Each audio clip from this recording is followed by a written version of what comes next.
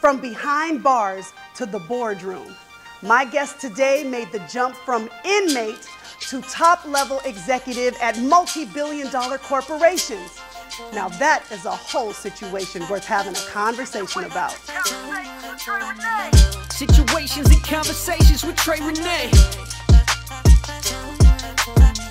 Situations and conversations with Trey Renee. Real situations, real conversations. Empowering the community leads to elevation. Entertainment and education, no better time than now. Pure enlightenment for the crowd. This is Situations and Conversations with Trey Renee. Situations. Welcome to Situations and Conversations. I am your host, Trey Renee, and today's show is all about inspiration and celebration. Our guest today is Larry Miller. Oh, he came from the streets of West Philadelphia and made his way to the boardroom running things, most notably at companies like Nike, Jordan Brand, and the Portland Trail Blazers. I had a chance to go to Wieden & Kennedy, global ad agency, and in partnership with XB Community to have a little fireside chat with Larry Miller. Take a look. Larry Miller, from behind bars to the boardroom. That is major. Has everybody here had a chance to read or listen to Larry's book? By a clap of hands, let me hear it. Only because I don't want to have too many spoilers or anything as I'm talking, because I absolutely finished the book. Okay, kind of clap if you have. All right. Okay, so I won't get into too much because I'm going to say this over and over again. I highly encourage everybody to make sure you get Larry's book. It is called My Secret Journey. It's Jump, My Secret Journey from the Streets to the Boardroom. And if you're not an avid reader, maybe you're in the car a lot, you can absolutely download it on audiobook. The gentleman who did the audiobook is very good.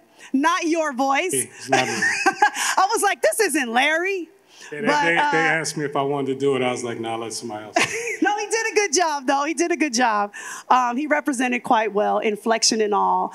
But my point is, there's no reason for you all not to be able to consume this offering from Larry Miller, a phenomenal person who I am really honored to have known for many, many years, and who I'm very honored to have been asked to sit here and have this fireside chat with you. So let's get chatting.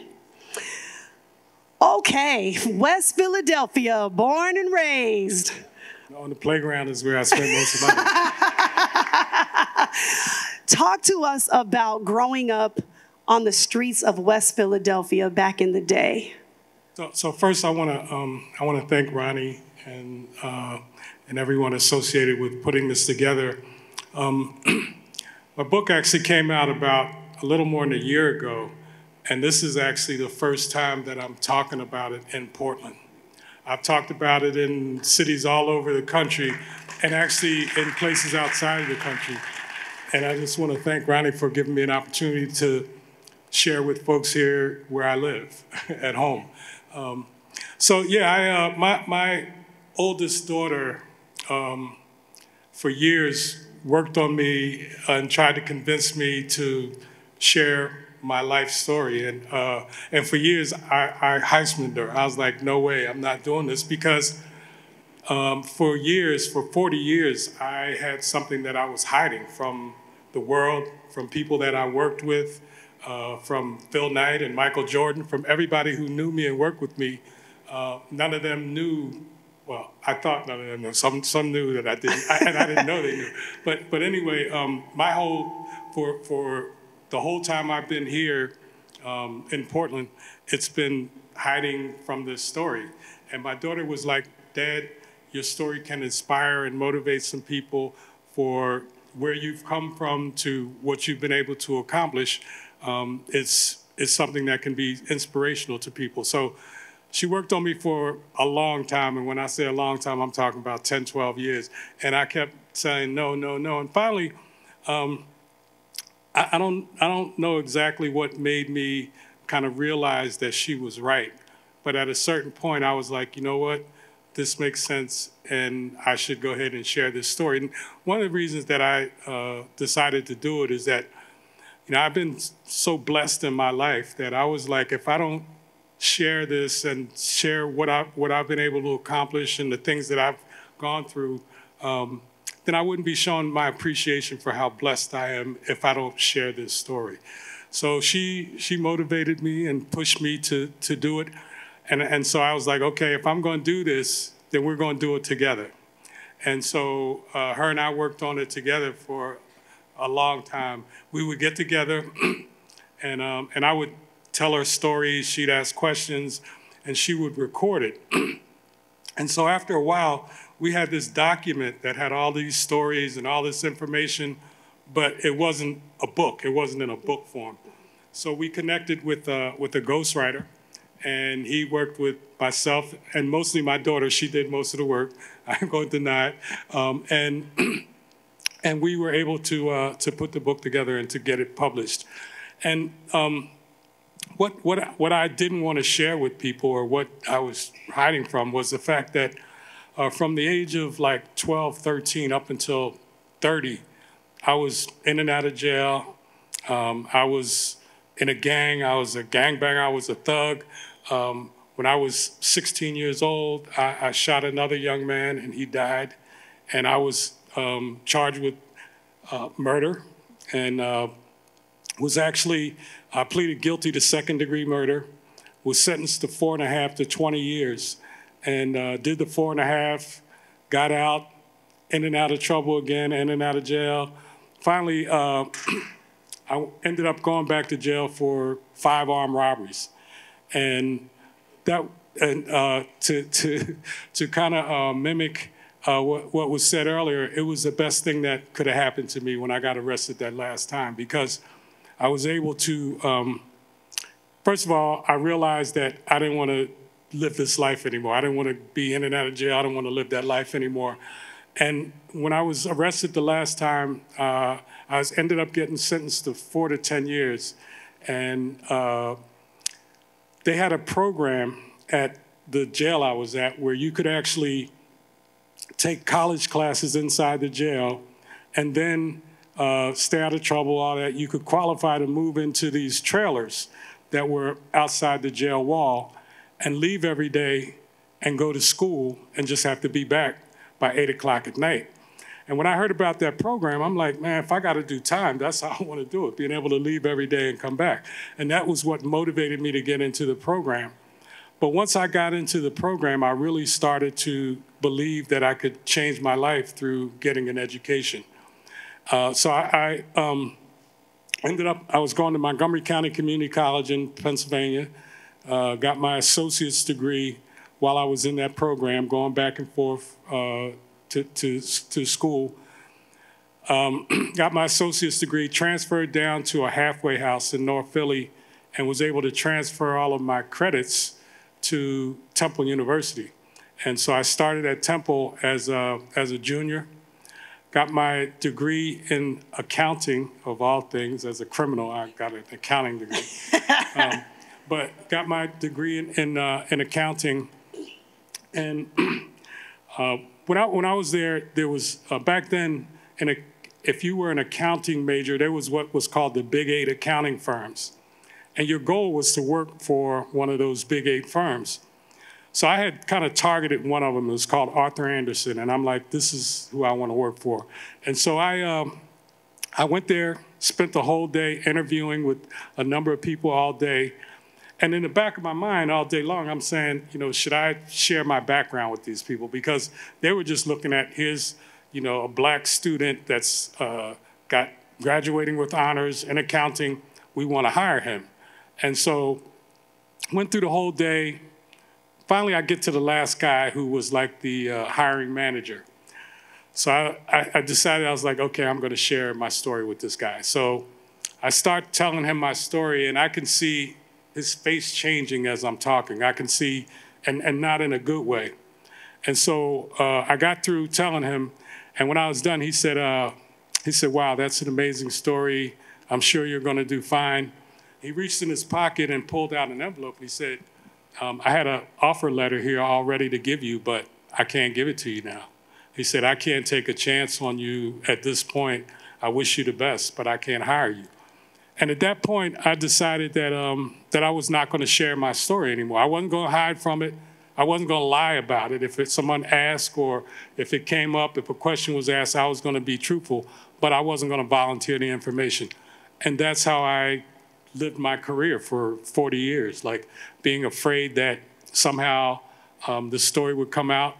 I had migraines for years so bad I ended up in the ER a few times. I had nightmares about going back to jail, but all the time I was building this career. And so while I'm nervous and afraid that I'm going to get found out, at the same time I was still pushing forward and putting myself in high-profile situations that could have really, you know, could have really outed me, really. And when I went to work for the Trailblazers, that was really the most challenging and the one that I was most afraid of, because I knew that the teams do significant background checks. I knew Paul Allen was, you know, concerned about the people around him, so I knew they were going to do a really thorough background check, and they did. And I didn't find this out until after the book came out, but they actually found out about, yeah, Paul. So there was a guy named Todd Lewicki Todd ran all the teams for Paul Allen. And Todd and I had connected. He really wanted to hire me. He knew I was like the right person for the job. So, but when they came back, when the NFL actually did the background check, and they went down to City Hall, went through some old boxes and found some stuff. They found some felony records and stuff like that. And again, I didn't know anything about this. And they told Todd. Todd then realized he had to tell Paul Allen about this. And so he was nervous about it because he wanted to hire me, but he was concerned that Paul might push back on it. So he said he was driving from Portland to Seattle, and he called Paul and kind of told him what they had found out and, you know, what the deal was. And he said, Paul said, well, I got one question. He said, what's that? He said, how long ago was this? He said, like 30 plus years ago. He said, don't worry about it then. And so here all along, I didn't find that out until after the book came out. So all along I was nervous and afraid, and they knew. Go figure. They knew. And so, but you know, it's been a challenging, telling the story though and getting it out has been really freeing and rewarding to me. I was telling Ronnie earlier that when I would talk, especially talking to young people, I would always feel like I was cheating them because I could talk about my career stuff, but I would avoid and stay away from anything that might raise a question about my past. And so, so now it feels good to be able to talk about everything, to be able to talk about my past, to be able to share that with young people, with anybody who may be able to be motivated or inspired by my story. Absolutely. Well, thank you so much. I mean, I understand from reading, well, listening to your book, was your daughter, the oldest daughter, Layla, was she one of the first people that you actually really told the story to? And even then, it was kind of in pieces, isn't that right? Yeah, she was actually the first person. And when her and I started these sessions where we would get together, and like I said, she would ask questions and I would talk. The more I talked and the more I got out with her, the better it felt. And then, no, it wasn't right away that I kind of told her everything. She grew up, I mean, she used to come up to the prison to visit me, so she knew I was in and out of jail. But she didn't know why. She didn't know the details of a lot of the stuff. And there were times that we would have to take a break because it would get emotional between us. And so, yeah, it's been really freeing and rewarding to be able to share this story. Ooh, it's good, isn't it? I know, but don't go anywhere. More with my conversation with Larry Miller coming up. In 2020, the Black community of Portland came together to stand up to police brutality. Simultaneously, a global pandemic was changing the world as we knew it. More than 2 years later, we're still trying to recover. Now more than ever, small minority businesses are in need of support to keep their doors open. The Black community of Portland also needs safe Black spaces where they can come together to cultivate relationships and new ideas. The XB app aims to empower the Black marketplace as well as the community as a whole. Join us in offering a singular platform that highlights Black community members and businesses as well as local events. One community, one goal, one platform, XB. Special thanks to our presenting sponsor, Oregon Health Authority, helping people and communities achieve optimum physical, mental, and social well-being. All right, you guys, one more time for Larry Miller in the building. So you've also talked about how important community is to you. We don't hear a whole lot, I know, but we don't hear a whole lot. We hear a lot about the Nike and the brand Jordan and the Portland Trailblazers, but we don't hear a lot about how you have really been a pillar in the community right here in Portland. Talk about celebrating Black culture and how you see us moving forward. So to me, Black culture inspires culture throughout the world. I mean, I think if you think about, the things that influence culture and where things come from and where things originate, a lot of the things that affect and impact the culture of the world start in Black culture, start in our communities. When I was, when we were starting the Jordan brand kind of as a separate business, and I was asked to put a team together and put strategies together on how we were going to take the Jordan logo and actually create a brand. And one of the things that we did, we spent a lot of time early on determining who our target consumer was and how we were going to focus on that consumer. And we clearly identified our consumer as Black, living in the hood, basketball player, one of the leaders when it came to style, just all these things that we looked at that defined the kid that we were targeting, which is, because the other reason was we realized, or I believed anyway, that if we were able to get that kid would then influence everybody else. And when we started Jordan, I would say Jordan was kind of a pretty much a Black brand at the time. I mean, it was everybody, but it was pretty much, now Jordan is like a global brand. I mean, you go anywhere in the world now and you see Jordan. And I think that was influenced by Black culture. I'm going to point out in your book, you talk about the story, specifically Black women. Can we get some snaps around Black women?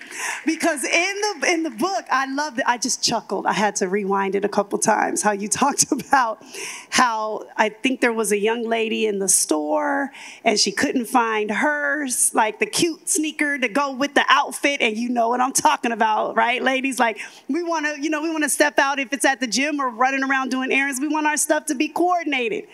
And you had the eye to say, uh-oh, this sister over here didn't put the shoes back, the outfit back, because nothing was going together. And I think that you saw back then that it's really, I mean, Black people in general, but Black women really drive the culture.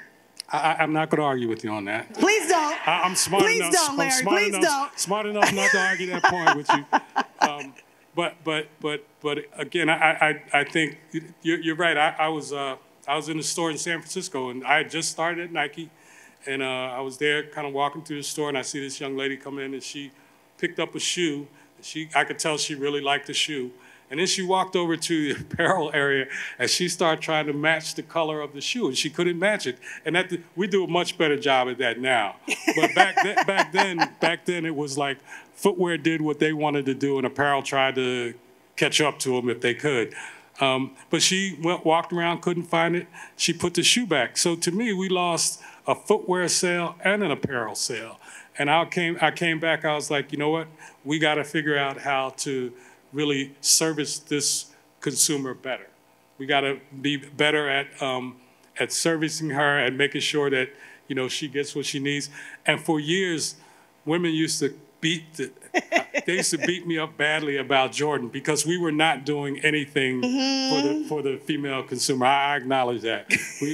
But we tried a couple times and it just didn't work. We tried doing basketball shoes for women, and at the time, and this may be different now, but at the time, what we found out is that the women and the girls, they wanted the same shoes the guys were wearing. Yeah. The ballers, the ones who were playing basketball, they wanted to wear the same shoes that the guys were wearing. So that didn't work. But now, I think our women's business right now is the fastest growing part of the Jordan business. And it's something that we're focused on and that we're putting resources and effort behind because you're right. Thank you. Thank you on behalf of all the ladies also.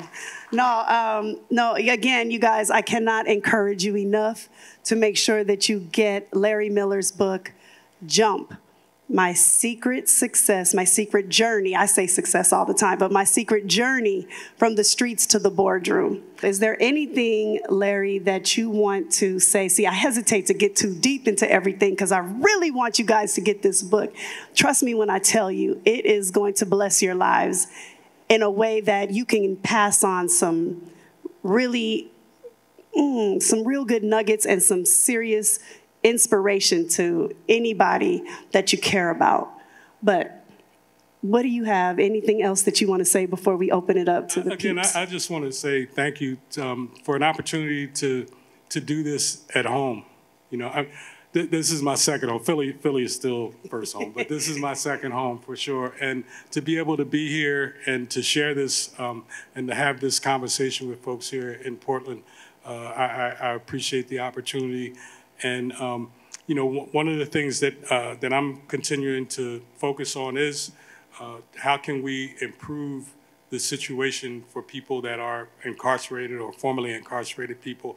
And I've been working with a number of organizations that are doing that work, and I plan to continue to do that, to continue to focus on how we can improve the situation. And again, to me, it's something that makes sense because these are folks that, if given the right opportunity, can contribute to our communities. Absolutely. Mindset and opportunity, they go hand in hand. Don't go anywhere. More with my conversation with Larry Miller coming up. Bloom Beauty Collective is where creative entrepreneurs bring diversity and inclusivity within the production industry, making sure that cultural authenticity is presented in all aspects of production, from casting talent in front and behind the camera to bringing cultural awareness within branding and marketing spaces. And how do we do that? Bloom by Design, where we highlight talent in marginalized communities and represent their unique skills and abilities in all things production, teaching the next generation of talent on how to become true creative entrepreneurs, while assisting companies to be more intentional in having a cultural diverse workforce within their production space. After 7 years, we are now a full-service casting and talent production company. Join us as we blossom into Bloom the Agency. You can find us on Instagram as well as bloom-agency.com.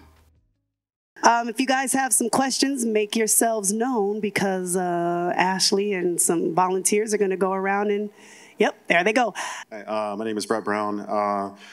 Earlier you mentioned something about imposter syndrome, and I want to ask you about confidence and maybe how important that trait was in your journey, because I think it's pretty common, even for people in our community that have qualifications, to get inside their own head and, you know, experience the trauma that people that had opportunities or weren't even given the opportunity, and they count themselves out and think that people in certain spaces don't want them to be there. So coming from where you come from in your journey, like, you kind of had a lot of things working against you, yet here you are. So what's the source of your confidence and self-belief? Was it from childhood? Was it innate?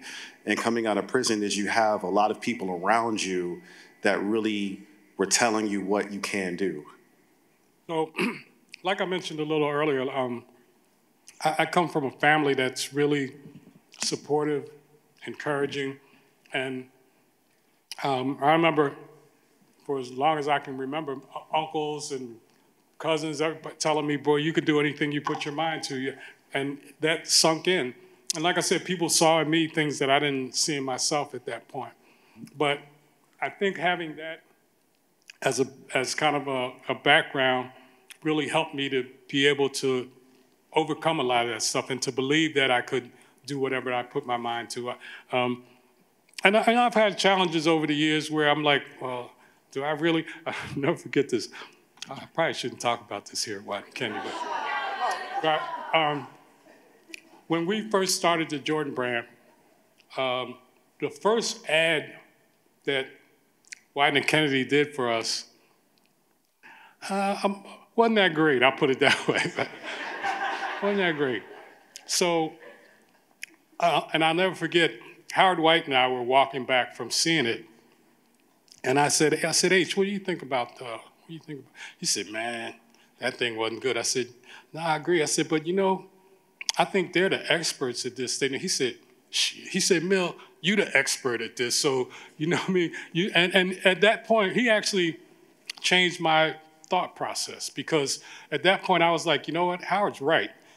We know more about what we're trying to do with the Jordan brand than anybody else here. So we're the ones that should be making the decisions on that. And so it's having encouragement along the way has helped. Having me and Howard was like my guru along the way. I mean, whenever I would run into those situations where I had a little doubt or was questioning whether I could do it, I could sit down and talk with him, and he would kind of like talk me off the ledge. And we did that for each other, actually. But again, I think, you know, it does come down to that confidence that I had in the back, that was instilled in me from a young age. And not only instilled in me at a young age, but was encouraged as I kind of moved through. So I just always believed that whatever situation I was in, I could figure out a way to get past it or get through it or to benefit from it.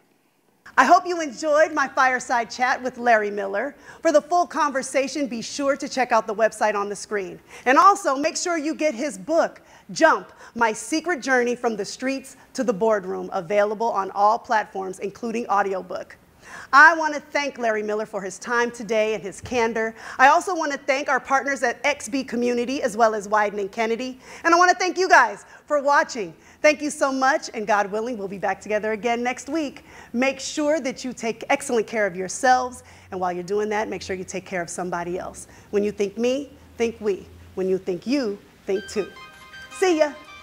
Special thanks to our presenting sponsor, Oregon Health Authority, and thanks to Tabiba Styles for hair and makeup glam, as well as Adorn Boutiques for my wardrobe. Situations and Conversations with Trey Renee is shot on location at Louisa Event Space in Portland. Situations and Conversations with Trey Renee is a Bum Juice Entertainment production in conjunction with Thomas Chung Films, Bloom Beauty Collective, and Allen & Unger Consulting Group.